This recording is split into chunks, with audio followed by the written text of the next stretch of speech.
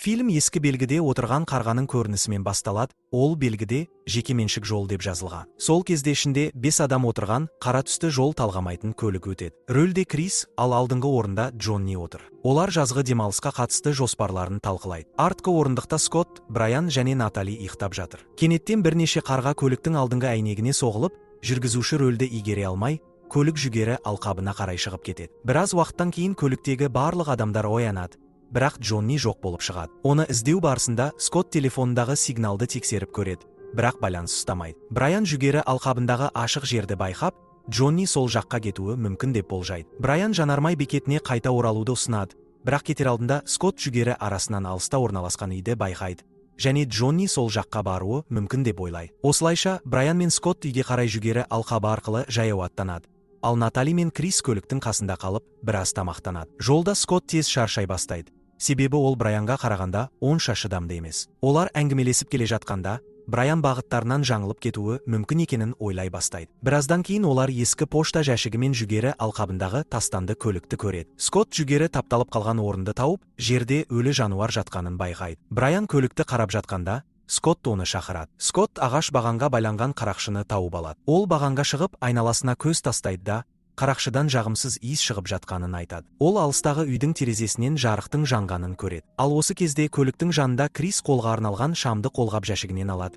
Ал Натали дәрі ішеді. Ол жүгері алқабындағы бір белгіні оқуға барады. Сол кезде жүгерінің арасынан оған қарап тұрған бір баланы байқайды. Бала дереу қашып кетеді. Брайан мен Скотт үйге жетеді. Брайан есікті қағып, ішке кіреді. Үй бос және ретсіз күйде. Кенеттен олар жоғары қабаттан бір дыбысты естиді. Ал күн батып барады. Осы уақытта Натали жол бойымен жүріп, жүгері арасынан әлгі баланы іздейді. Ол жерде құлап жатқан қарақшыны көреді, және жақынырақ қараған кезде адам тістерін тауып, шошып кетеді. Ол қатты айғайлайды, бұл дауысты естіген Крис оны жұбатуға асығады. Натали қайтадан көлікке қайтпақ болады, ал Крис қарақшыны тез көзбен шолып өтеді. Натали Брайанды іздеуге кеткісі келетінін айтады. Крис шамды алып, оның соңынан жүгері алқабына кіреді. Ал үйдің ішінде Брайан мен Скотт жоғары қабатқа көтеріледі. Брайан бір есікті ашып, олар қан іздермен жабылған бөлмеге кіреді. Бөлменің бұрышында біреу тігін машинасымен жұмыс істеп отыр. Бұл Джонни болып шығады, бірақ ол қанға малынған, есі кіресілі шығасылы күйде, зомби сияқты көрінеді. Оның саусақтарына шегелер қағылған,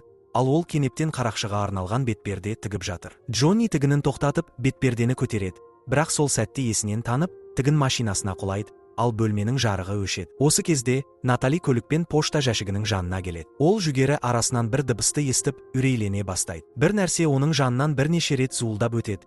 Әр өткен сайын оны жаралайды. Оның айқайын естіген Крис пен Брайан көмекке жүгіреді. Крис бірінші болып жетіп, Наталиді көреді, бірақ біреу оны сүйреп алып кетеді. Крис оның соңынан жүгірмек болады, бірақ абайсызда Брайанмен соқтығысады. Сол сәтте күн батып, қараңғылық түсе бастайды. Скотт үйдің сыртында қалады. Брайан мен Крис Наталиді ағаш айқышқа қанға боялған күйінде ілінгенін көреді. Брайан оған жүгіріп барып, ұстап қалады. Бірақ сол сәтте аяғына байланған арқан оны жоғары көтеріп жібере. Брайан арқанды кім тартып тұрғанын анықтамақ болады, бірақ ешкімді таба алмайды. Осы кезде Крис біреудің дауыстарын естиді, ал Наталидің көздері кенет жарқырай бастайды. Крис жүгерінің арасына жүгіріп кетеді, ал Брайан Наталиді ұстап тұрған арқанды кесуге тырысады. Крис жүгері арасымен қайтадан үйге жетіп, Скоттпен кездеседі. Ол біреудің соңдарынан қуып келе жатқанын айтып, тез кету керек екенін ескертеді. Брайан Наталиді көтеріп, жүгері арасымен жүгіреді, бірақ оларды әлдекім қуып келеді. Бір сәтте қарақшы арқанды тартып, Наталиді қайтадан сүйреп әкетеді. Брайан қарақшыны қуып жетіп, оны құлатады. Қарақшы қозғалмай қалады. Сол кезде басқа бір қарақшы Брайанды итеріп жіберіп, оның үстіне еңкейіп, біраз уақыт оған қарап тұрады да,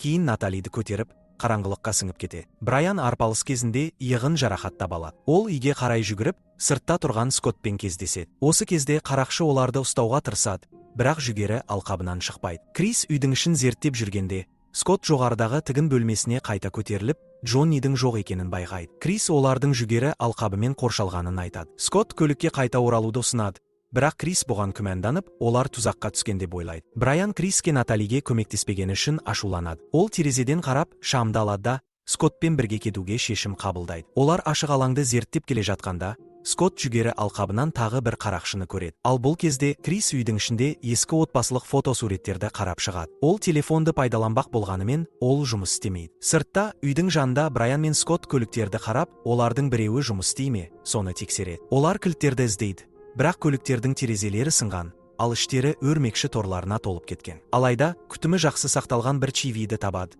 бірақ кілтін таба алмайды. Гаражды зерттеп жүргенде, Брайан қораптың ішінен мылтыққа арналған оқтарды табады. Ал Скотт жұмыс стелінде жатқан қарақшыны байқайды. Ол оны жақыннан қарастыра бергенде, кенеттен қарақшы қозғалып, оны шап беріп ұстайды. Брайан Скоттты орнынан тұрғызуға көмектеседі, бірақ шабуылды байқамайды. Скотт орнынан тұрған кезде, ол кенеттен күндізгі жарықта бір елес көріністі сезінеді. Бір фермер ұлы Алексқа шошқаны қалай бөлшектеуді үйретіп жатыр. Кенеттен фермер Скотттың бағытына қарайды да, оған жақындай бастайды. Алайда ол Скоттты елемей, қасынан өтіп кетеді де, екінші ұлы Кориді сөгеді. Оған жұмысты жалғастыруды бұйырады. Кори қызғанышпен Алексқа қарайды. Брайан Скоттты осы транстан оятып алады. Бұл уақытта Крис үйдің ішінен көлік кілттерін тауып алады. Артқа бұрылған кезде ол есіктің алдында тұрған беймәлім фигураны байқайды. Фигура лезде қашып кетеді, ал Крис қолына пышақ алып, оның артынан жүгіреді. Ол жоғары қабатқа көтеріліп, тігін бөлмесіне кіріп, есікті құлыптап алады. Қараңғыда оттық жағып, айналасына қарайды. Бірақ кенет бөлмедегі жарық өздігінен қосылып, оны шошытады. Ол оттықты қолынан түсіріп алады. Терезеге қараған Крис біреудің үйге кіріп бара жатқанын көреді.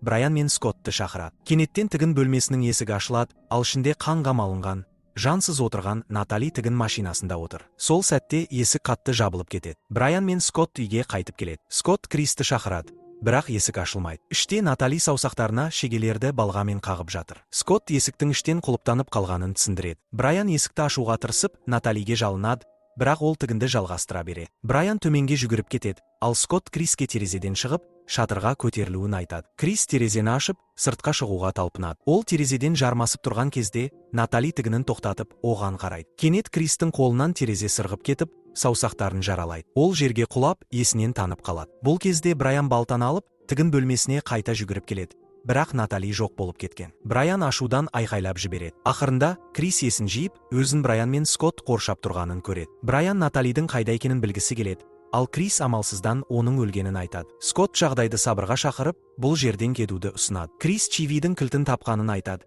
бірақ Брайан Наталиді тастап кетуден бас тартып, Кристің кілтін тартып алады. Скотт кетіп бара жатқанда, тағы бір көрініс көреді. Ол жүгері алқабынан өзіне қол бұлғап тұрған Користі байқайды. Кенет көрініс айқындала түседі, және Скотт Кори тұрған қарақшыға қарай жүреді. Алекс қарақшыны зерттеп тұрған кезде, Кори кенеттен айырмен оны бірнеше рет ұрып өлтіреді. Скотт осы көріністен оянып, өзін түнгі жүгері алқабында аяқтарына арқан байланған күйде табады. Кенеттен ол жоғарыға ағаш айқышқа тартылып, Брайан мен Кристі көмекке шақырады. Осы кезде қарақшы оған жақындап, тырнақтары темір шегелермен жабылған қолымен оның бетін сипайды да, оны жаралайды. Брайан балтасымен келіп, қарақшыны құлатады. Олар үйге қайтады, ал Крис жараны таңуға керек заттарды іздейді. Скотт көрген елесін сипаттайды. Брайан қаруланып алады, ал Крис Скоттты қашуға көндіруге тырысады. Алайда, Скотт Брайанмен қалуға шешім қабылдап, екеуі бірге жертөлеге түседі. Іздеу кезінде Скотт тағы бір көрініс көреді. Онда қорқынышты тіршілік иесі оған шабуыл жасайды. Брайан оны тыныштандырып, екеуі өлген адамның мылтық ұстап отырған денесін табады. Брайан тез арада мылтықты алады. Ал бұл уақытта Крис Чивидің электр сымдарын жалғап,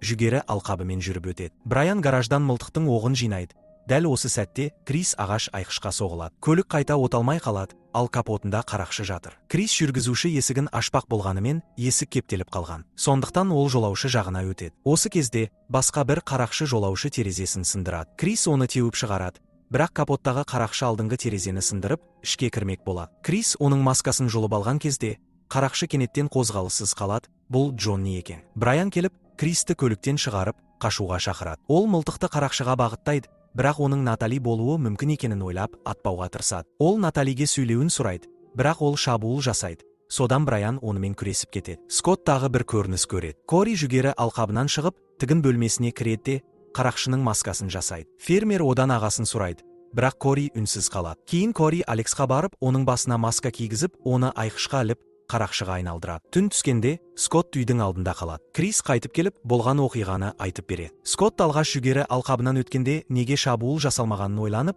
бір адам қарақшыға айналдырылып жатқанда, басқаларына шабуыл жасалмайтынын болжайды. Кенеттен Брайан бөлмеге кіріп, зомби сияқты тігін бөлмесіне бет алады. Крис бұны тоқтату керектігін түсінеді. Скотт гаражға барып, бензин алуға шешім қабылдайды, ал Крис тігін машинасының астындағы оттығын қайтаруға тырысады. Брайан тігінді жалғастырып жатқанда, Крис еденде жатады. Брайан кенет тоқтап, Криске тесіле қарайды. Осы сәтте Крис оттығын алып қашып кетеді. Брайан жұмысын жалғастырады, ал Скотт сыртта Кристі күтіп отырады. Олар қайта кездесіп, жүгері алқабымен жүгіре жөнеледі, арттарынан бензин төгіп келеді. Чивиге жеткенде Крис мылтық іздейді. Осы кезде Брайан тігінін аяқтайды, ал жарық сөніп қалады. Қарақшы Скоттқа шабуыл жасайды, бірақ Крис мылтықты тауып, оны атып үлгереді. Олар жүгері алқабынан қашып келе жатып, қарақшыларға оқ жаудырады. Пошта жәшігіне жеткенде, олар қарақшылардың неліктен кенет тоқтап қалғанын түсінбей қалады. Брайан үйден жүгіріп шығады, ал Скотт пен Крис оны әрі қарай қуып, жете алмайтынын түсініп, екіге бөлінуге шешім қабылдайды. Олар жолда кездесуге келіседі. Күтпеген жерден Крис Брайанды атып тастамақ болады,